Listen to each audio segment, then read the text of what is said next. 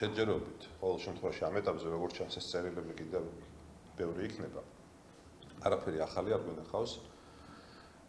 ჩვენ ველოდით რომ რაღაც განსაკუთრებული შეიძლება მოგვისმინა ბატონ აღარებაშვილისგან, მაგრამ სიახლე გარდა იმისა, რომ ის რა თქმა უნდა ცდილობს დაუმტკიცოს ბიძინა ივანიშვილს, რომ ის არის მისი ერთგული და ის არის საუკეთესო მომსახურე პერსონალთა შორის, ეს არის ერთადერთი მიზანი.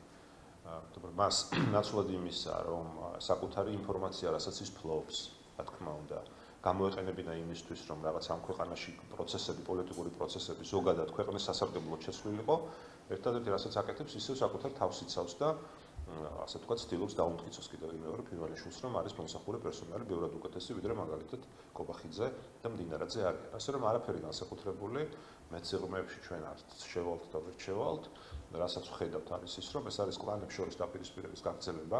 თავიდანვე ჩვენ ეს შეფასება მივეცით, როდესაც ირაკლი ღარიბაშვილი ეგრეთ წოდებული კორუფციასთან წინააღმდეგ ბრძოლის ეგიდით იყო დაპატიმრებული, რაც რა თქმა უნდა არ გამორიცხავს მის ბრალეულობას კორუფციაში, რა თქმა უნდა არ გამორიცხავს. თავიდანვე ვთქვით, რომ ეს ხომ მხოლოდ და მხოლოდ კლანებს შორის დაპირისპირება და ჩვენ ნახეთ დღესაც იგივე რეალობა გვაქვს, როგორ დაწინაურდა ღარიბაშვილი ილუაშვილის კლანზე, კობახიძე, მდინარაძის კლანი.